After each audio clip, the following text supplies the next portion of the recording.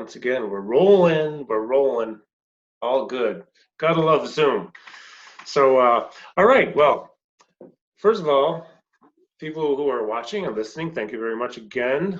We've been getting a lot of traffic recently, and I'm very grateful that you're stopping by and checking out various interviews and conversations.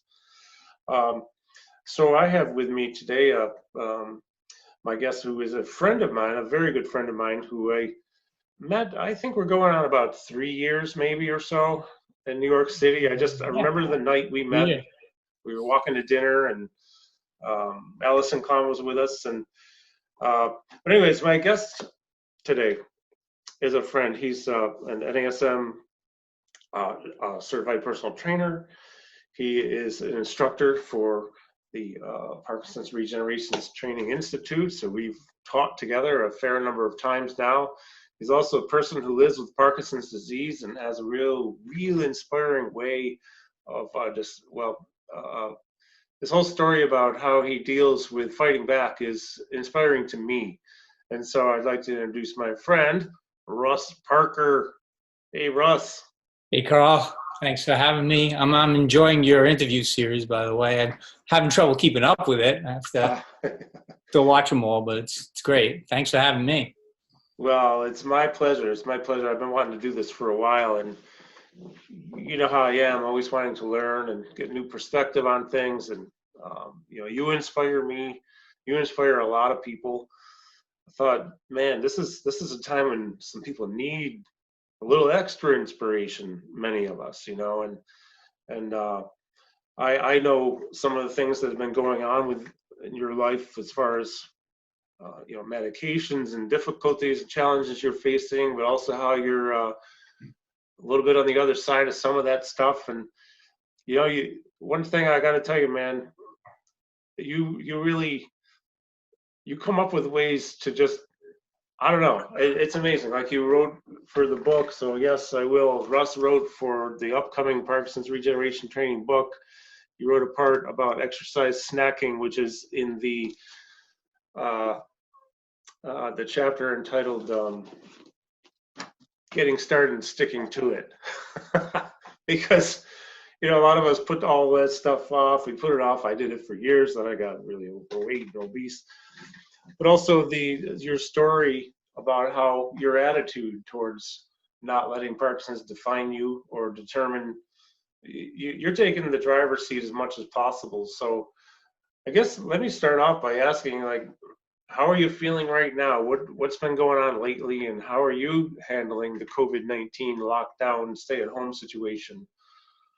Well, I'm feeling pretty good. I was diagnosed in first quarter of 2016, so it's going on. It's 4 years now, pretty much to the day. So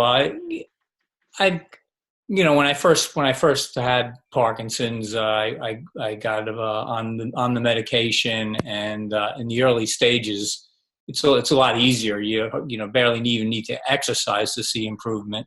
So I have to say there's more challenges today than there were when I first was diagnosed and started using medication.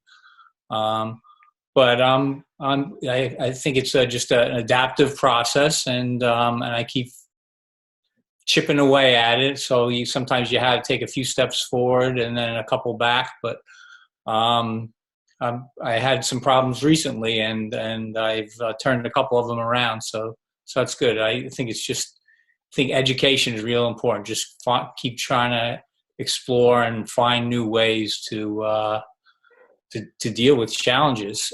As far as the lockdown and the COVID-19 goes, my personal situation, I'm actually very fortunate because I'm kind of like in semi-retirement mode. This personal training wasn't my original career. I retired from that in 2012, and so I've been a personal trainer for 7 years. And But you were in IT, right? Yeah, I was in IT. And although I was a physical education major in college, Oh, so yeah, I right. took a left turn when I got out of school. I guess I wasn't sure what I wanted to do with that, And I just decided I was just going to get a career and, just something that would, bring in, bring in the money and help pay the rent. And then, you do physical fitness as a hobby. But I've always yearned to get back to it, and I'm happy I did. So anyway, I was talking about my situation. I'm not in a situation where, I have to be out there working, so I don't have that stress. And actually, my wife just retired too, so the timing of it is interesting, because when I retired in 2012, that's when Hurricane Sandy hit 2 days after I retired. Oh, man. Yeah. So I joke around. I said, my wife and I have some incredible timing. I retired and I didn't have to deal.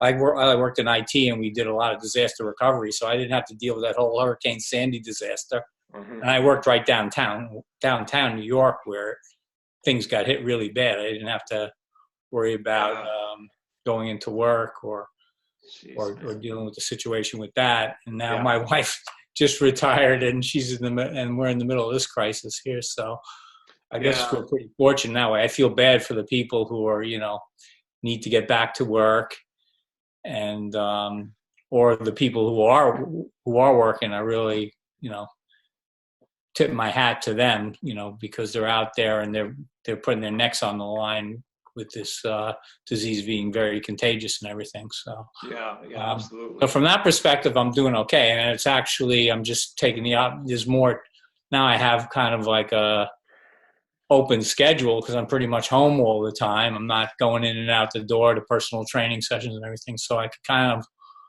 organize my day a little bit more. Of course, there's a tendency if you're just kind of hanging out at home just to maybe hang out and maybe get a little lazy. But I've been trying to be good about getting to some things that I haven't done before, and one of them is on my treatment. I found it to be, a little bit more easier to be a little bit more consistent now because I'm just home all the time. So I try to get in a good workout in the morning because I seem to respond best to that, either having, the workout first thing in the morning, like 8 o'clock or no later than like 10 before lunchtime. So I've been doing that, and I think that's helping a lot. I've been really big on high intensity interval training because I feel I get a lot of things in at once, things that all will benefit my Parkinson's symptoms, like cardio and strengthening and agility. I could have put them all into one big circuit routine. I find that's been working well. That's really good. And I don't know, just sidetrack for a minute. I always forget. I know this. I forget you and my daughter went to the same college at Cortland. She graduated, I guess it's going on 2 years ago now. But yeah, it's right. So you were close by me, actually. I didn't know you back then. But so you were mentioning recently, I'm just curious, we taught, this is random. Folks, anyone watching, we didn't know what we were going to talk about. Well, I kind of had an idea, but Russ didn't. I just wanted to extract some information from him because he has a lot to share, and a lot of it is relevant for not just people with Parkinson's, but anybody. For example, I'll just use a personal example, and I've talked about this before, is there are times when I don't feel like exercising. And, these days it's pretty easy to get going. I have a new hip and I have no pain, so I'm feeling awesome. But I've been known to shame myself into it if I absolutely have to. If I can't get started, I'll think about, well, there's nothing wrong with me. I don't have Parkinson's. I can walk. I can do stuff. And, and I was talking the other day with Dr. Rady. I talked with him Monday morning for an hour. And we were talking about exercise in the brain and how important it is that when we get moving, the things that happen. And so that gets me moving, but you're part of my inspiration too. I might see a post like, well, Russ did that. I got to get busy here. Or we'll be texting or whatever. But, I appreciate the inspiration that you give me in general, but also in, your attitude is a huge factor, I think, in your success in dealing with this, but also just, you walk the talk. You know, if you say you're going to do it, you do it. I do remember though, we were back in Markham in November. We were what was that? Mid-November? Yeah, mid-November. We Yes. were in Toronto area teaching together, and I remember at that point in time, which is leading me into this next thing I wanted to discuss or talk with you about. You had started taking an extended release levodopa, I believe, and that has something to do with sleep. Is that correct? Yeah. When I was in bed, I was having more trouble getting comfortable, positioning myself. Yeah. I was getting more rigidity is one of my main symptoms. I was getting more rigidity, and that was making me a little nervous, especially with the trip of when the trip of Toronto was coming up. I gave my neurologist a call and asked for some extended release levodopa so I could make sure that when I'm staying, staying in the hotel room alone, I didn't want to be frozen in the bed. Just to help me move better and get more comfortable. Um, so, evidently the disease was progressing a little bit more, which was, a little bit of a disappointment because, I pride myself in trying to stay ahead of the curve.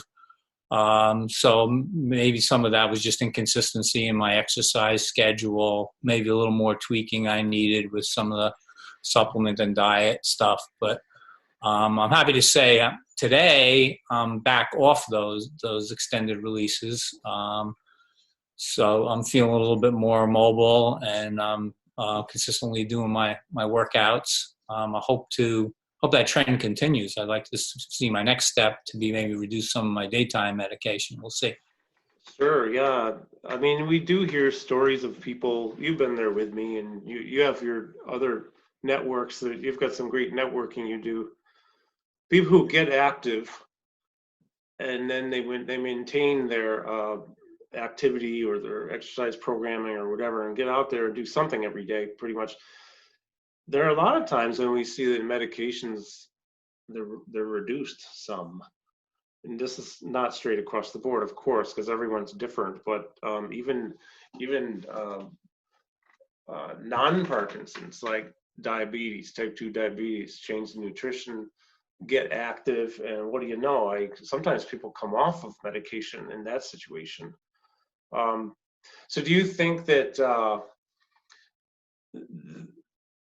the exercise at all has played a role in how much your dosage you need of certain meds? Oh, sure, tremendously. That and you know, um, meditation and staying positive, mental well-being is also helpful, and diet as well. But exercise is so powerful because of a lot of things I learned from you with like the things that are taught in the Parkinson's Regeneration training workshop. About how your different parts of your brains that aren't affected by Parkinson's can sort of take over for all the motor learning. And so I try to focus on, not just my strengthening and cardio, but a lot of motor learning, agility, multitasking, all that's great cognitive stuff that we learned in your workshops. And I love that stuff. I think one of the couple of the attributes feel like I have in my personality that are an advantage is I have a positive attitude. That's one thing. And I think the other thing is that I'm a geek. I'm a fitness geek. I mean, so I consider myself my own little test lab. So I'll be helping myself at the same time. I'll be helping clients and other people I share information with. But I'm always experimenting with different ideas. There's there's so much I've learned out there, from other people. But there's some things I've figured out myself as well. Mm-hmm. And it's fascinating. The brain is a fascinating organ, and it's amazing things you could do to help yourself adapt, move better, and feel better. Well, it is interesting. I have to say that all the time that I've been teaching this stuff, I have believed in what we teach. I didn't make anything up, you know. I'm not smart enough to think of that stuff on my own, but I learned from people, and you know, a lot of the stuff, the very, very beginning of the cognitive stuff during the movement came from down the road from you, Stony Brook, Dr. Lisa Moratori. When I met with her, we spent about an hour at Starbucks on the Upper West Side of Manhattan one day. And like, okay, I get it. And she's talking about neural firing patterns and the brain and making new neural pathways. So, you know, you read, you get the naysayers, that's okay. They can be that way, and they have a right to be, but also you have some research that shows that this stuff it actually happens when they look at brain imaging, and they can see and they monitor. There's actually a thing I saw recently of I can't remember where I saw it. I think I might even posted it somewhere. Brain imaging, almost like an MRI or something, while somebody's doing particular cognitive training tasks. And you can see that everything's lighting up. The brain is bright with electrical activity, things happening, synapses happening. And what I'm coming around to here with my own kind of ADD is that, because I always come back to where I start, but it just takes a while once in a while. 2 days ago, talking with Dr. John Reid, he really solidified, you know, now everything I believed in, I can say, okay, yes, this is actually, I know now more than anything is true. Not only did he write the book on it with the User's Guide for the Brain, but what you were saying, Russ, it is true. It is true that Rady even says, even into your 80s and 90s, and there really isn't any point in life that we can't learn something new, right? And the new neural firing patterns happen fast. And the cerebellum is the area that's taken up most of that. That's another thing that got confirmed 2 days ago. The cerebellum is highly adaptable, unlike certain other areas. And whoa, you know, just think about, I've seen you do it. I've seen a lot of people do things where they're not so good at it at first. Same with me. So Parkinson's or not, doesn't matter. We all have a brain. Standing on one leg, you know. I love your analogy in the book. I think it's in the book you put it, is throw a ball against the wall, play catch with yourself, and do a cognitive thing. Well, guess what? Maybe you're not that good at it the first time, but if you do it 10 times, you get good at it. And if that only took 10 minutes, it only took that long for those synapses to occur and that new wiring to wire up. Then the more you do it, the more solid the wiring gets. So yes, the brain can change itself, as Dr. Norman Deutsch says. The brain changes itself. And you're a great example of people who do this. You actually do it. You even do it by yourself. You're doing cognitive alone. I don't think I even do that. Yeah, the one I do with the ball is, you know, usually you have another trainer, you know, testing you or giving you stuff. So I try to make it a little bit random. So what I do is I throw the ball against the wall and I'm stepping over the line, and then I just look around the room and pick an object. So it's kind of like I don't know what I'm going to pick ahead of time, kind of. So then I see the object, then I'll spell it backwards. You know? Oh yeah, sure. So something like that, just to give myself something to do and not like kind of know the answers ahead of time. But that's the way I do that. But it's great because you're taking it within your own hands. You're using the power of your free will, and you're just making it happen by yourself. You're not waiting for another person to throw the ball to you or tell you what to spell or what exercise to do cognitively or any other exercise. So let me ask you this, and I don't know how it will be for you to answer this. I don't know if I've asked this question to anyone in a long time. And I'll preface it by saying you've been doing this stuff now for so long and so frequently, you don't have the counterfactual to know what it would it be like if you didn't do any of it. But do you feel that, and this isn't from, I know it helps, but in general it should help, but everyone's different. So do you feel that by doing a lot of these, I call it layering. Lately, that's my term. You do a movement, you do a cognitive thing on top of that, and maybe a hand-eye coordination thing on that. So you have multiple things going on simultaneously. Our goal is to create better multitasking and dual tasking skills to reduce fall risk. Do you feel it's helpful at all in your everyday life? And that's the goal. Transfer the skills from the workouts to the outside world. So if you get caught up doing something somewhere, you're less likely to fall if you're distracted. What's your take on this?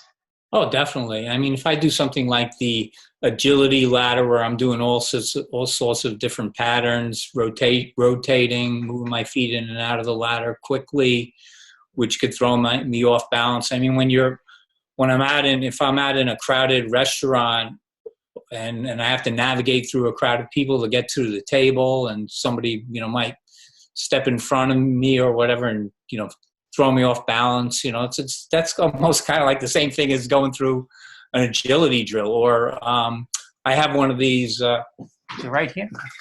I don't know where it is, but I thought it was right here. Here it is.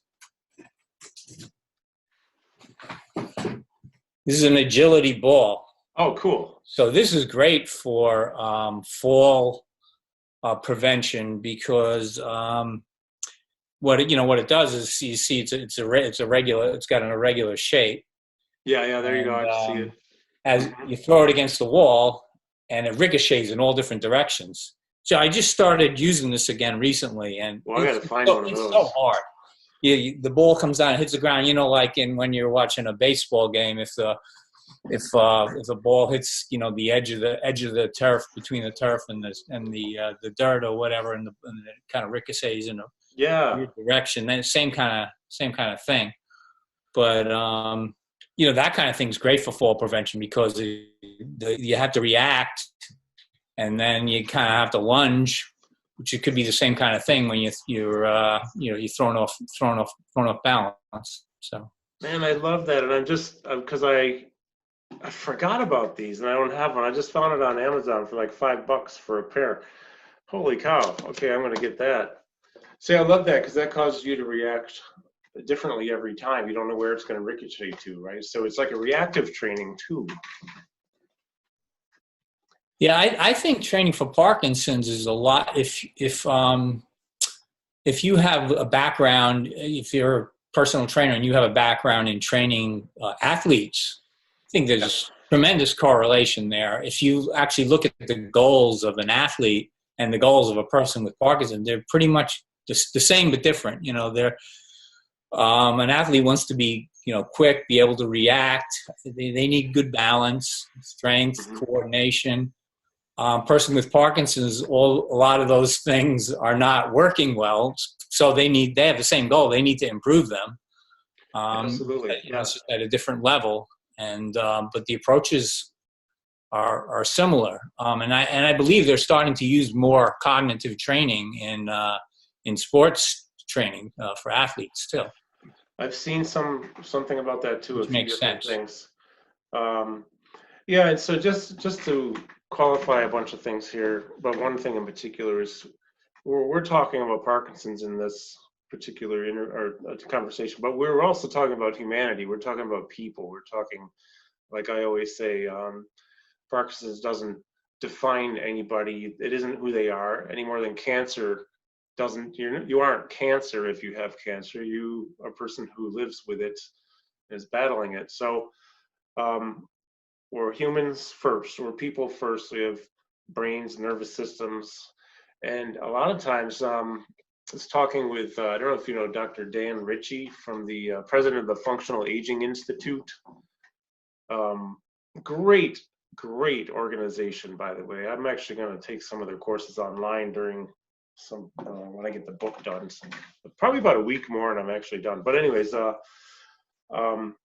this whole trajectory of aging is interesting, because Parkinson's are not, especially the baby boomer population, and we're both in it. I'm in the baby boomer part of my life, and there are so many of us.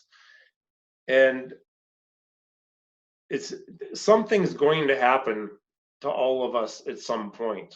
It could be we get injured, something, cancer, heart problem. Not to be negative. I mean, realistically though, especially you get more in the 70s and 80s, something is probably going to happen. Hopefully, it's something you can deal with. But preventative medicine, which one of my good friends who's a doctor here just talks about that primarily as being diet and exercise, and then preventative maintenance of actually moving, but not just exercise, but the whole reactive training, cognitive training. We can all benefit from this. It's so good for us to do. So good for us to do. And I might have had another point I was going to make, but the main point was it's not about Parkinson's necessarily. Yes, we're talking about it, but it's about all people. I mean, my mother fell down and broke her ankle, I think 3 years ago. She didn't have good balance. She has nothing wrong with her. There's no diagnosis. She just had bad balance. It could happen to anybody, happened when she was 80 or 81. So these things, the more we do it and prepare, keep ourselves reactive, good reaction, cognitive. Yeah, it helps the athletes, helps, you know why? Because they have brains too, and they have nervous systems too. So, and you were mentioning about restaurants. Remember back in the day, we used to be able to go out to these things called restaurants? Yeah, I think I vaguely remember that. Yeah. I'm being ridiculous now. It seems like forever since I've been anywhere where you can sit down and eat, but it's only been about 2 months at the most. But yes, any situation, going to the state fair down the road here, and they have 500,000 people in there, you get bumped into all the time. I've almost fallen down a few times. I'm rambling, Russ. That's okay. We make a good pair because I'm kind of like that too. So it should be interesting. You were talking about things happen. Eventually things happen in your life, and that's something interesting because I always feel there should be people always say, oh, you have such a positive attitude and everything like that. But also, I think the thing that needs to be paired with that is being a realist, as well. Sometimes people, go about their life happy-go-lucky and think, this kind of thing where something bad is never going to happen to me. I've been very fortunate my whole life up until I was diagnosed with Parkinson's. I can't say that I really had anything for any at least extended period of time that happened in my life that was overly traumatic or that set me back.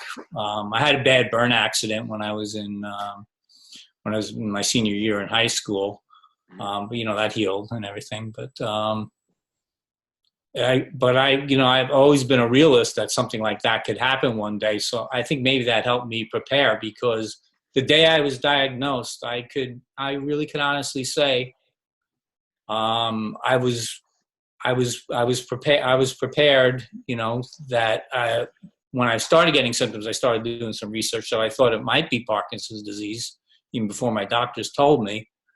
So once that was in my mind and I got the diagnosis, I could say on that day I was no less happy a person than I was before any of the signs of this showed up, because my attitude was, I knew it was possible that it could happen, and that if it was true, that I would just take it as a challenge and move forward.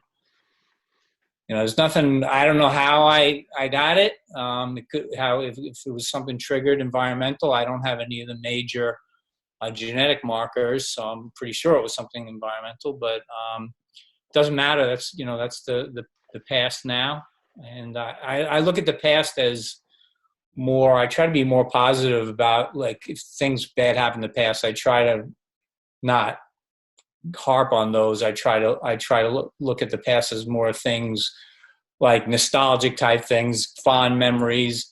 And then on the other side, I like to look at the past as lessons. So yeah, something bad might have happened, but I like to look at it more as a lesson, as opposed to this bad thing happens and I'm going to regret it my whole life, because regrets really don't do you much good. Neither does worrying or fear. So just got to move forward. Yeah, I'm glad you said that. I'm a natural born worrier. It runs in my family. And I mean, it really does.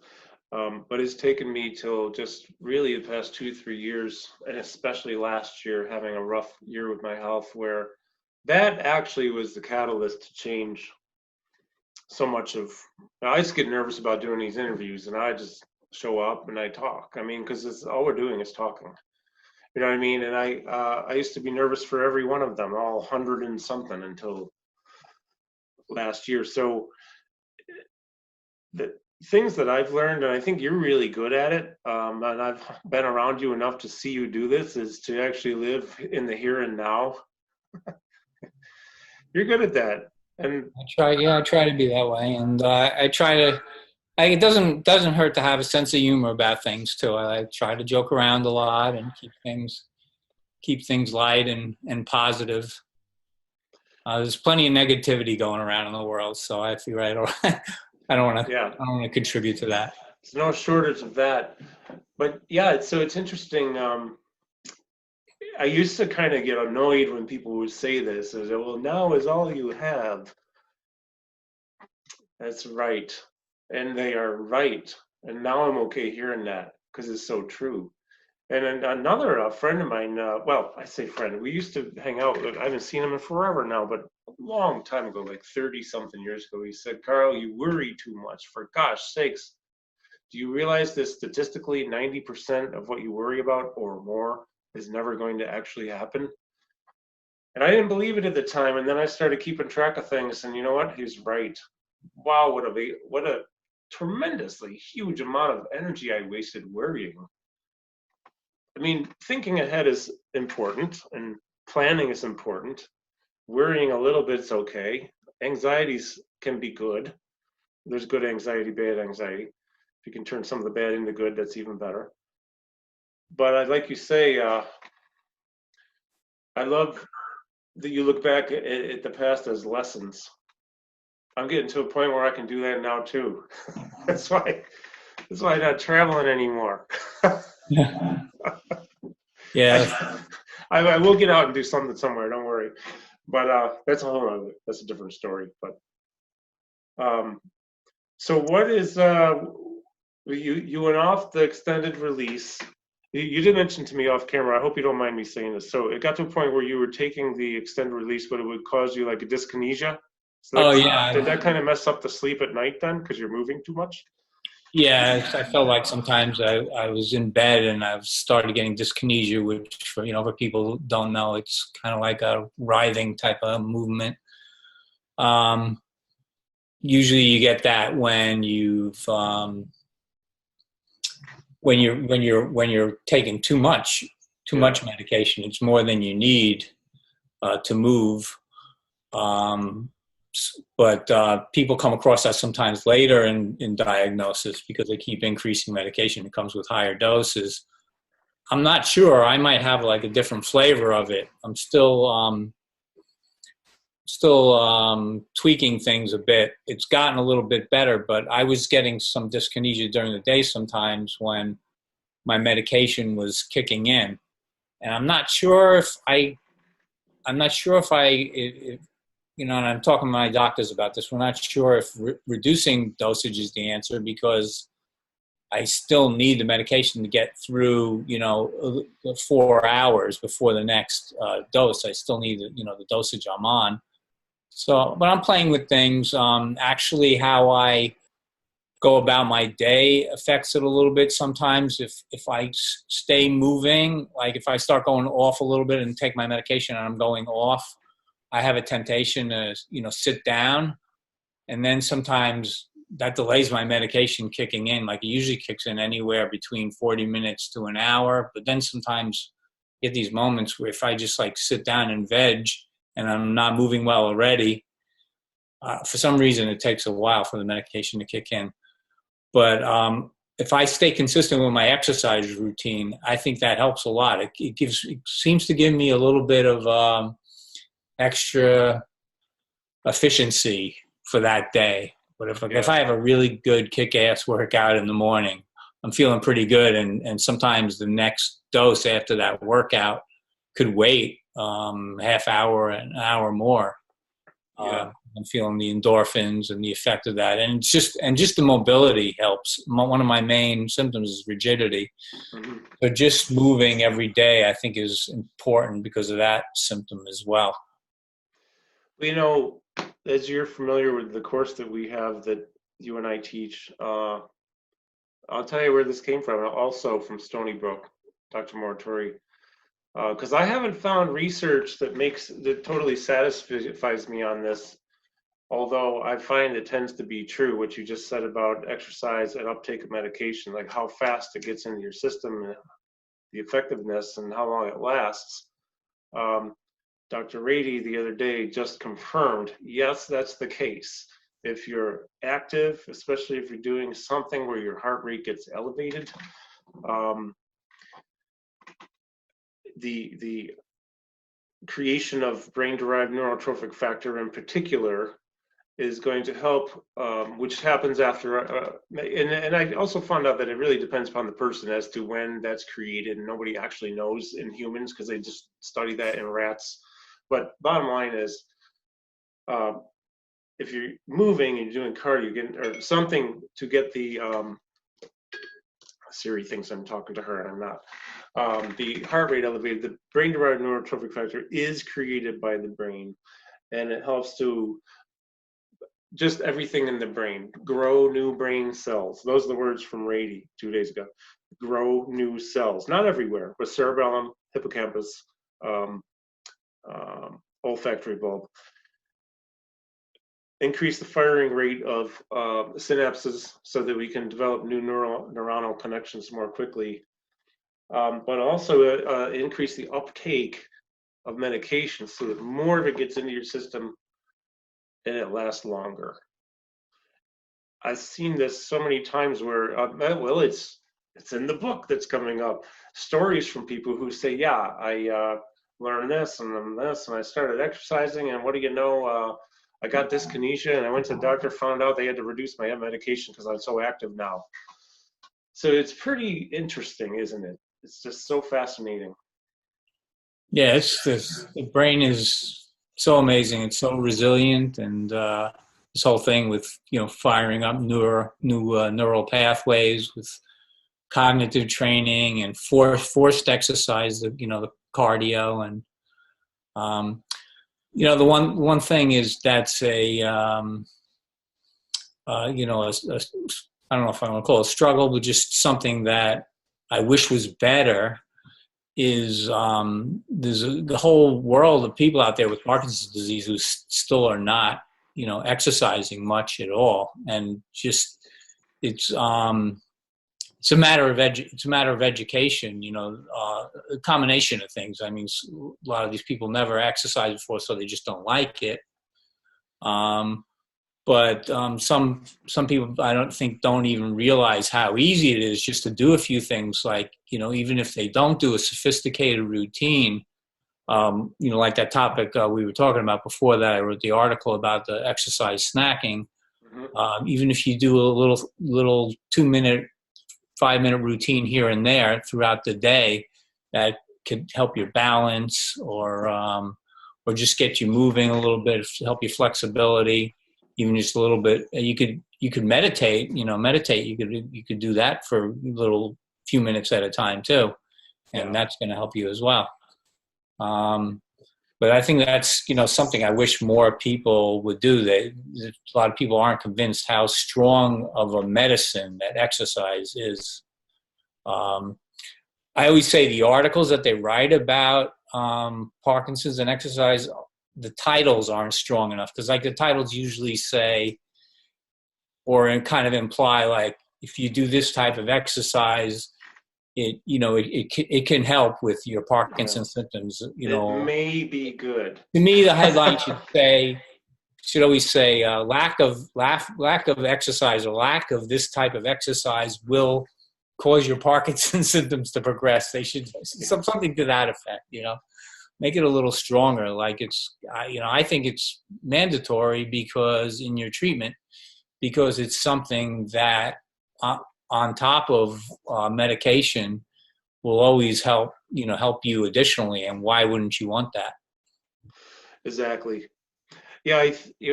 Well, people like you, Dr. Rady,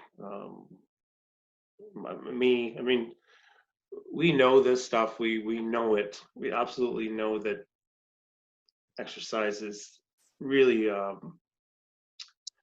so important for anyone and everyone, and especially, I'll tell you, another doctor I was talking with recently is talking about it was Rady. Yeah, he says the brothers and sisters of COVID will be here.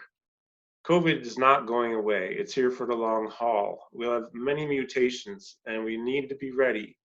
One of the best ways to get ready, and he actually emailed me an article last week, which I think I shared with you and Ruben and Allison, and maybe I posted it somewhere too. Exercise is good for fighting against COVID, and I'll post it. And did I send you that? It was from West Virginia University, I think. I think I might have gotten that. I'll check. It has to do with these antibodies, all these different things. It's antioxidants. It's absolutely amazing what this article says about the importance of exercise, especially cardio, in fighting against COVID. And think about this. Statistically, when we look at complications from a fall being the number one cause of death in the Parkinson's population, and then, so here's another one. Breathing, complications from breathing issues are the second most cause of death. Well, think about this. What if you fall down? We hear about it all the time, Parkinson's or not. Somebody, grandma fell down and she broke her hip and went to the hospital, and she's been there 2, 3, 4 weeks. And if she didn't get pneumonia there, well, and maybe pass away, unfortunately. She goes to nursing home or rehab, gets pneumonia there, and then doesn't make it out. Imagine if COVID hits grandma or anybody and they're deconditioned, because her max workout, these aren't my words, I actually took these from Dan Ritchie. This is his advanced example is grandma's max, in this case, exercise was cooking, which is just standing there. It's not like grandma was moving around or doing any kind of, running in place or arm sprints or tall flaps or anything. So this conditioning is paramount. It's absolutely so important to fight against COVID and, pretty much every other possible thing that can go wrong with us too. Right? So. Well, that's an interesting thing that you mentioned about, how variations of this, may be existing for a while. Because when you talk about exercise and longevity and that type of thing, if you don't have a chronic illness, you can get away with, maybe just like take my father, for instance. His main like hobbies or things that he did that were related to exercise was his gardening and walks. And him and my mom would go to a lot of parks and go for long walks and hikes. And that was enough to keep him to, he almost made it to 90.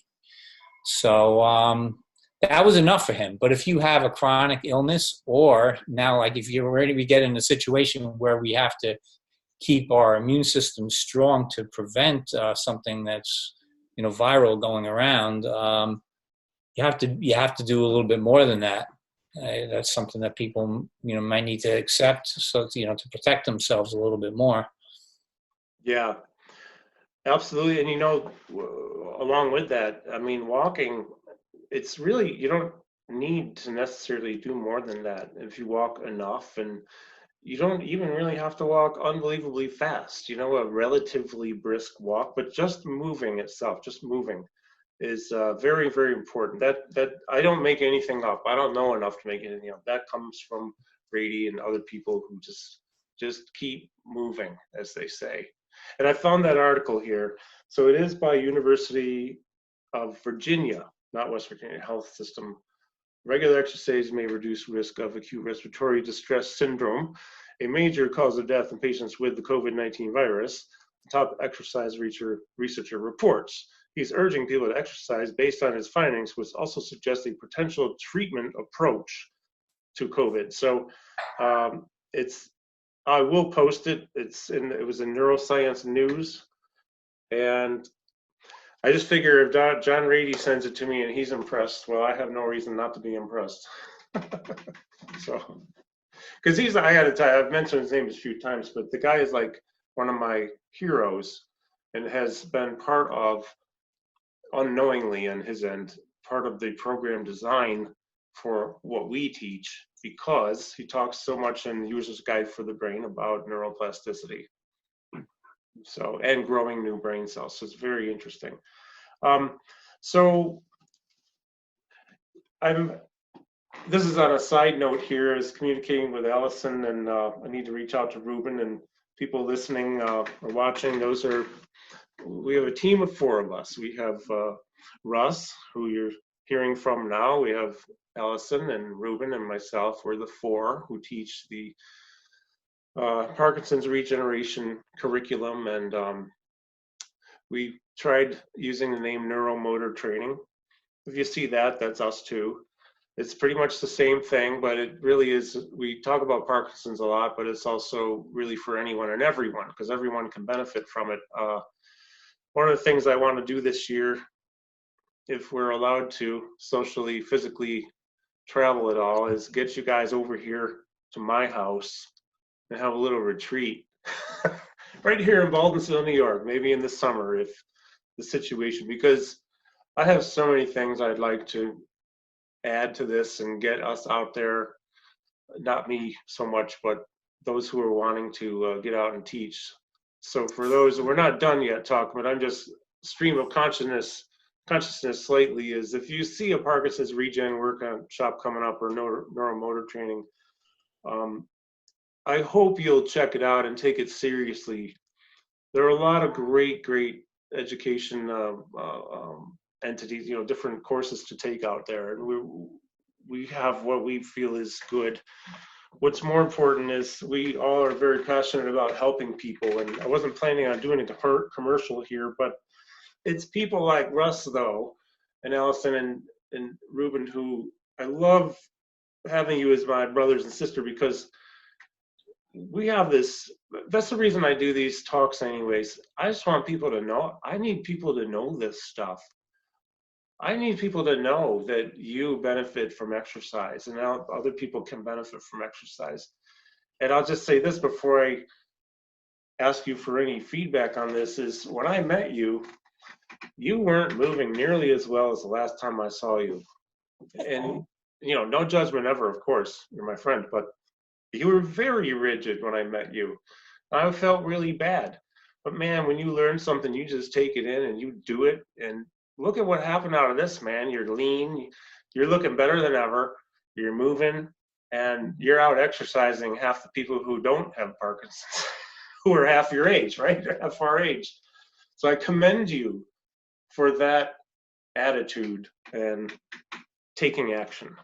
Thanks, and I'm inspired by a lot of people too, and you're one of them. With all I've learned from you, and you opened up my eyes, gave me a whole new way of looking at human movement, which kind of helped, spawn my own ideas as well. But it's been a great journey, and I just appreciate the friendship too. I've made amazing friends in the fitness industry, like you and Allison and Ruben, but also a bunch of other people that we've attended conferences and classes together with, and the world of people with Parkinson's too. There's some amazing people out there who have inspired me with the exercise and things they're doing as well, and then not just exercise, some of the diet and supplement and unique things they're doing.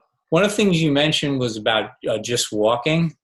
And there's the Norman Deutsch books, the brain that was it Brain That Heals Itself or Brain That Changes Itself, and they're both books. So the Brain That Changes Itself is the first book, and then the next one after is The Brain's Way of Healing Itself. Right. Okay, that's the one I have.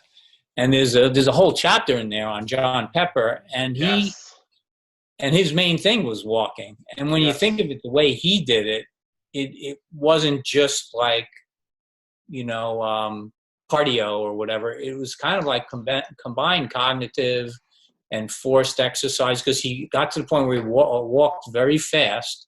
So he was doing that kind of forced exercise.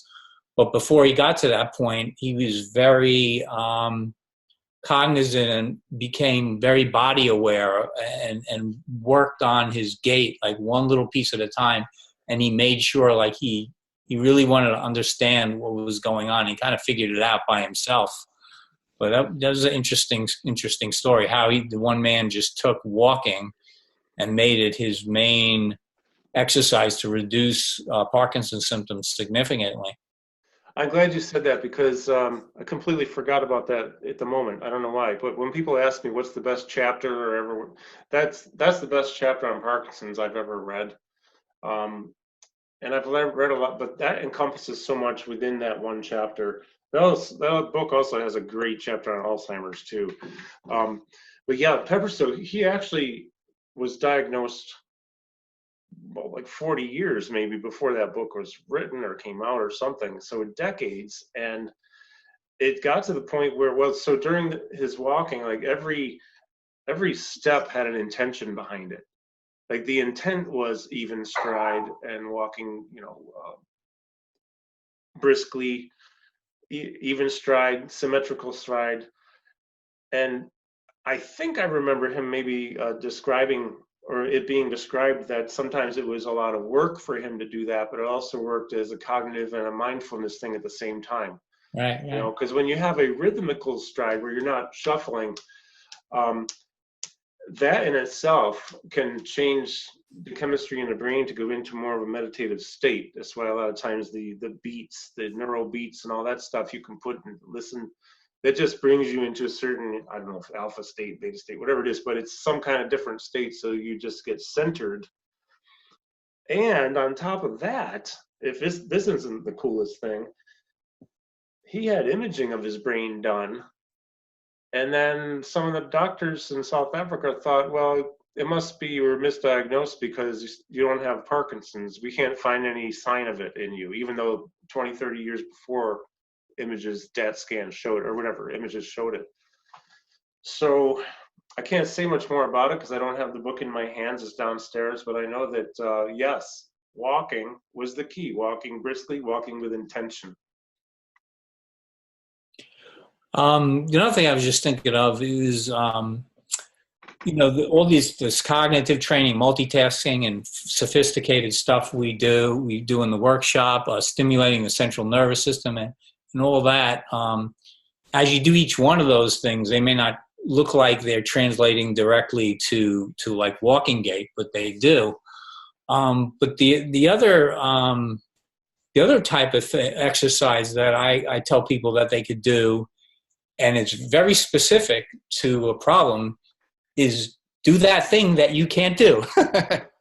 So I have I have a running list, and I still actually have one that I would like to improve on. I'll tell you in a second, but I have a running list of things I can't do. So when I first was diagnosed, and this is a normal pattern that people go through with people with Parkinson's, is when you're first diagnosed, your symptoms are usually, because you don't know what's going on with your body, your symptoms are usually worse than they are if you're diligent and you go through like an exercise program and you do things. They're usually worse when you're first diagnosed than maybe like a year or two down the line if you're diligent and do things. So my symptoms, were not great the first year or two. And so I started noting things I couldn't do. And, when I was at a boxing class, it wasn't rock steady. It was a different group type class. It was the same type of thing. I couldn't do jumping jacks. And I couldn't jump, like jumping, like, when you jump, doing jump rope, quick Mm-hmm. jump. Yep. Quick little, so those were a couple of things I couldn't do. So I made those an exercise, and my feet were, heavy legs and rigidity was a big problem. I mean, my feet were glued to the floor. So when I did a jumping jack, I had to it's like it was like I had to do like a big jump with all my might just to do one. So basically what I did is I fixed that problem within a week. I just said, I'm just going to concentrate on jumping jacks every day, but I'm going to just progress very slowly. The first day I did a bunch of modified jumping jacks, which is basically just stepping to the side and not jumping. But then I just said, let me just try to get one or two out. So I got one or two out, and then the two were, they were with a struggle. Eventually I got to the point where I do 5, but 2 of them looked normal and 3 of them, were with a struggle. And eventually, within a couple of weeks, I was doing 20 totally normal jumping jacks that a person, could do, that didn't have Parkinson's disease. So that's another thing I tell people to do. Find things you can't do, and you could make up your own progression just by understanding maybe, the combination of the modification of the exercise and then just doing it a little at a time. I did that with my dance as well. I'm a dancer. I've been doing ballroom dancing for a long time. I enjoy that a lot. And I had trouble with certain dances. So the way I progressed on that was I just created playlists going from slow to faster rhythms, very slow. To start with, and then once I mastered the slow rhythm, I just went to the next song. I just sorted the playlist by beats per minute, and that's the way I got that back too. Just I love how you do this stuff. I just love it. It's really great. It's inspiring and it's great, and we all have a lot to learn from you on this. It just got me thinking about something I could do for a couple challenges I'm having. That also is part of my initial questionnaire when I talk with people. Is like, take me through your day. What's the first challenge? Oh, rolling over in bed. For some people, that could be a challenge. You've seen it. We've seen it at workshops. And then they learn how, and they're all like, their life changes. Sometimes it's completely life-changing. But training for those things that you want to do that you can't do, or maybe you need to do, or if you were able to do, it would make your life better. That's a great, pick one and master it, right? Then pick another one. It's really it can be so powerful. So let me ask you this before we wind down and end, and I actually don't want to, but I have a client in 10 minutes on FaceTime. Okay. So we'll have to do part 2 here sometime in the near future, because there's a lot more I know you have that you can share. I didn't tell, like I said, we didn't script anything out. We had no idea what we would talk about. I just knew we had a lot to talk about. But I always ask this question. So at the end, if you have one takeaway message for anybody, and if you can't say it in one, you can use 2. What would your best, or most, to you, the most important advice you can give to somebody, Parkinson's or not? Oh, I would say it's a combination of staying positive, and don't limit your thoughts. Like never say to yourself, I've done everything I could do. Mm-hmm. There's always something new to learn. There's always something you could do to make yourself a better version of you. I love that. I guess that's the main message. A lot of times people talk about resiliency, and they talk about certain people who are like tough and have a lot of grit.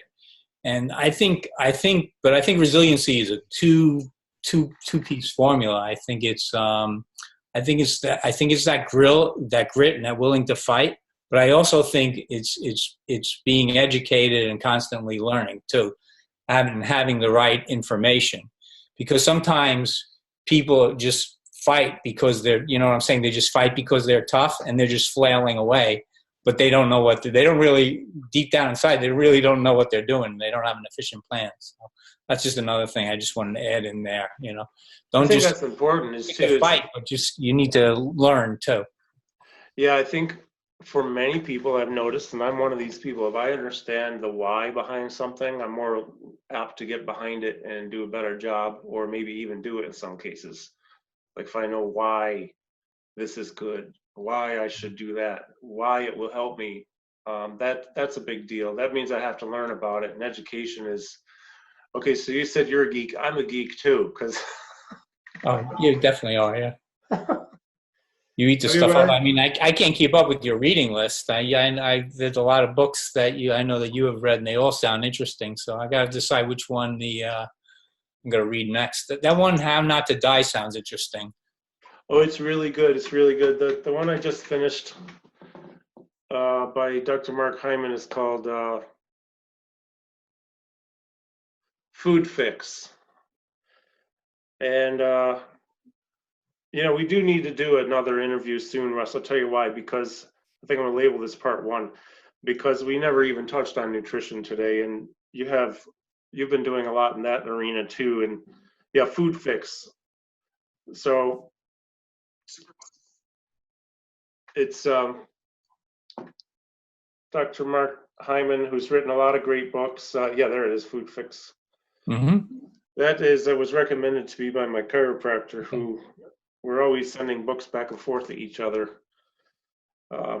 So I'll tell you what, Russ, unfortunately, we have to sign off, but if you will just stay with me, I'm going to end the recording part. Thank you, my friend. Thank you very Oh, much. thanks for having me. It was great chatting with you, and can't wait to come up to Syracuse. Yeah, we'll do that in maybe July or August. Talked with Allison the other day for quite a while, and she's on board. So we'll figure it out when we'll get to it for sure.